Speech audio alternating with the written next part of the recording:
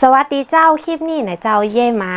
อู้ถึงคำศัพท์กำเมืองเห็นเช่นเคยนะเจ้าคลิปนี้อู้ถึงเรื่องเกี่ยวกับลักษณะของคนละกันนะเจ้าเนาะลักษณะของคนสิ่งของว่ามีลักษณะแบบใดห้องแบบใดนะเจ้าแกด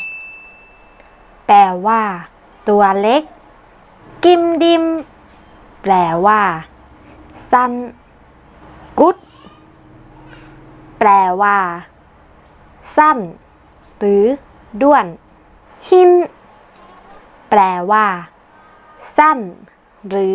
ด้วนดองแดงแปลว่าเดินเอวคดไปคดมาค่องย่องแปลว่าผอมตัวเล็กคางยางแปลว่าผอมสูงแกงแดงแปลว่า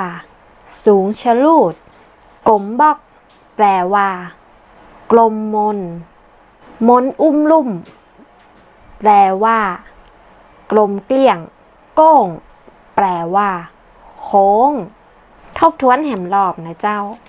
แกดกิมดิมกุดหินดองแดงคองยองคางยางแกงแดงกลมบอก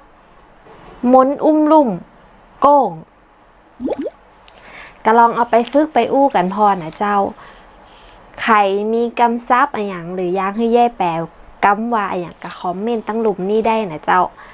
แล้วป้ากันใหม่คลิปหน้าอย่าลืมกดไลค์กดแชร์กดติดตามแล้วก็กดกระดิ่งให้เย่เต้นนะเจ้าจะได้บ่พลาดคลิปใหม่ๆแล้วป้ากันใหม่คลิปหน้าเจ้าบ๊ายบาย